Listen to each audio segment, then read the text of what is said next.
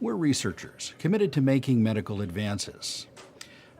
Our contributions to our communities are invaluable, and so is our responsibility to the individuals who volunteer their time as research participants. But what is our responsibility to those individuals, to our staff, to the coordinators and the institution overall?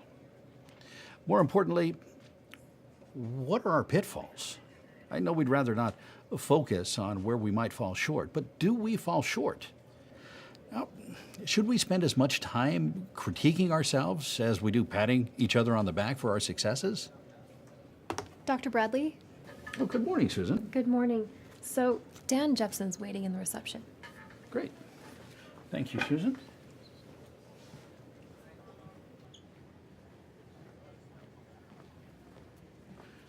Consider therapeutic misconception, for example.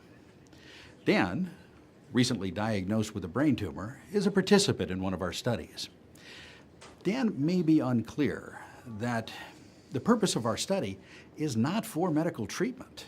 I'm going to assume he's a little upset with the researcher and how this particular study was presented to him. How do you, as a researcher, promote voluntariness versus coercion? How do you discuss available alternatives? How do you get the word out about the studies? And how do you discuss the results with the participants? And do you discuss the results with the participants? Now, before we get too far ahead of ourselves, let's consider Dan for a moment. Now, in a recent email to the research unit, Dan writes, Dear Dr. Bradley, I am writing to you because I have been seeing Dr. Wood and don't want to continue to see him.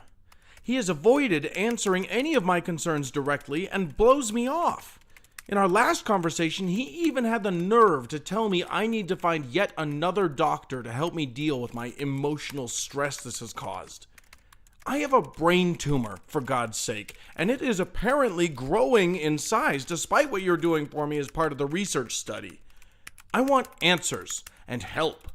My family and I have never been treated so poorly. I would appreciate a meeting with you to discuss what else can be done for me.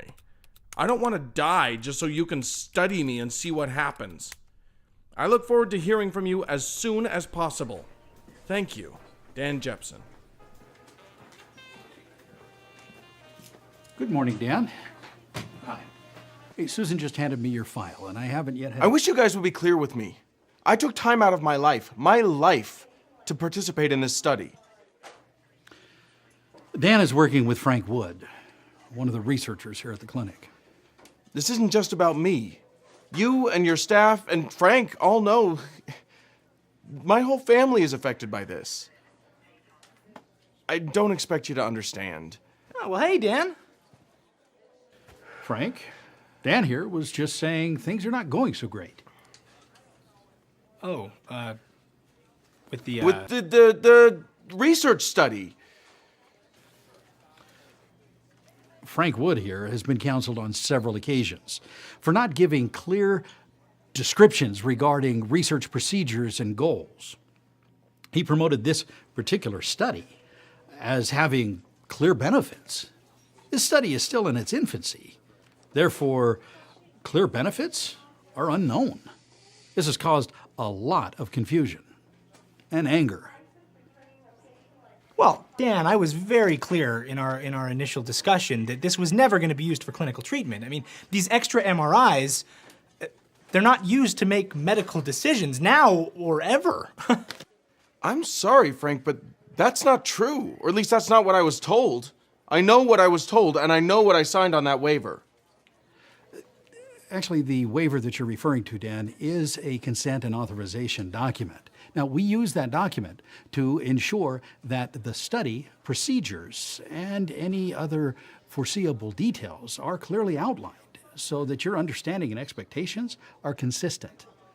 Now, if that was not the case, I am sorry. I'm going to check with Dr. Reynolds.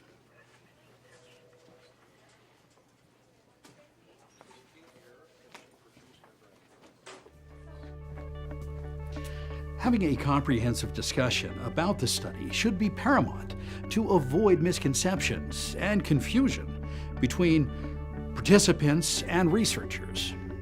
Take a minute to consider your experiences. I'll meet you inside.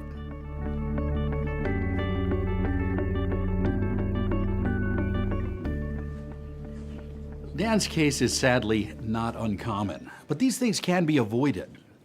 Misconception can be traced back to how we engage the participant from the moment we mention the study in question. Furthermore, we must ask ourselves, are these participants acting through a voluntary response to what the research has to offer? Or are we collecting participants through coercion? Dr. Bradley, Glenna and Ernest are in the new consultation suite. The Fullers. We want to move forward with the study. I want what's best for my husband. I'm fine. You're not. Cancer is not fine. Dr. Bradley says that this study will... I'm already part of a research study, too. That is correct. However, the research study that your wife is referring to involves a medication that could significantly reduce your chemo-related side effects and... destroy the cancer cells. Well, not quite. But that's eventually going to happen, honey. That's what this study is for. Now listen, I don't want to get you... Is this true, Doctor? This is complicated. We have an issue here involving voluntariness and coercion, and I haven't yet chosen an approach to addressing this. But can any of you identify the glaring concerns? Now, how can I frame this? On the one hand, Glenna wants Ernest to move forward with the research study, even though she may have a somewhat misconceived notion regarding the purpose and outcomes of the study. And on the other hand, Ernest is leery of committing to yet another study and may have a misconception regarding outcomes. And to complicate things even more, the research study needs participants. What would you do?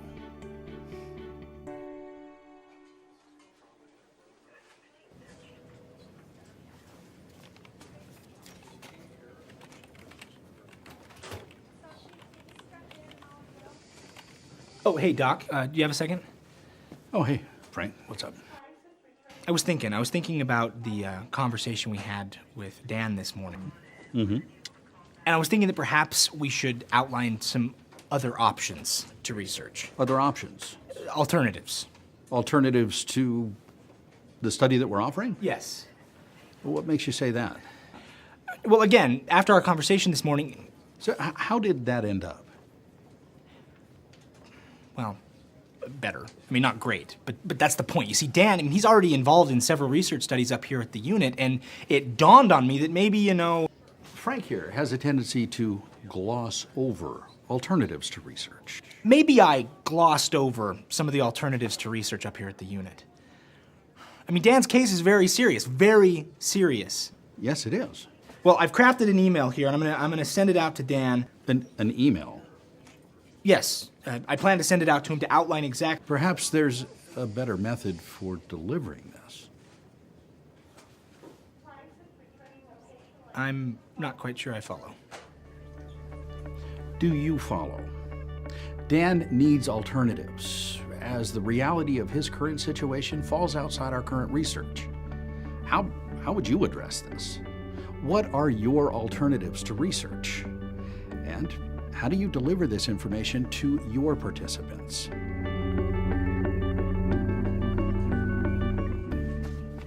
Dr. Bradley, Yes, Susan. have you seen our new mailers? Oh, we have new mailers. Yes, Frank. We have information on all three. Great. Wait, there's more than one going out? Yes, Frank, there is definitely more than one. These are just two of more than a dozen.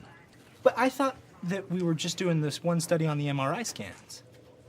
Recruiting is ongoing, Frank, for all of our studies. What are you doing to get the word out?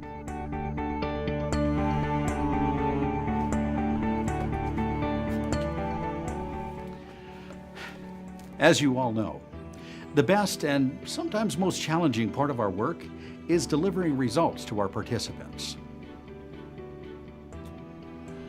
But today, I'm looking forward to it.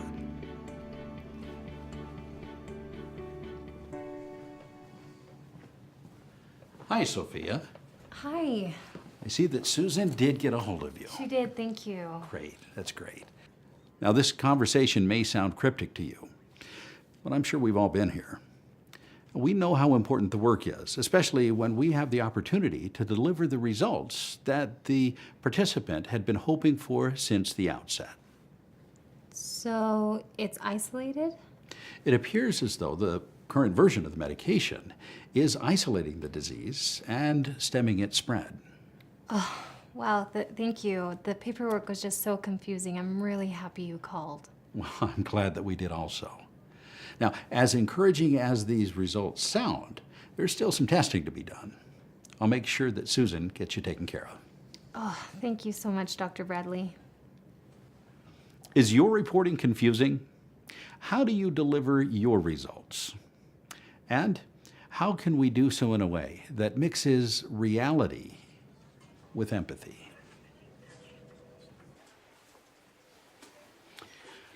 As I mentioned, our work, our responsibility centers on communities we aim to serve. How do we serve, though? How do we improve our communications? How do we avoid therapeutic misconceptions or coercion? How can we better empathize with our research participants?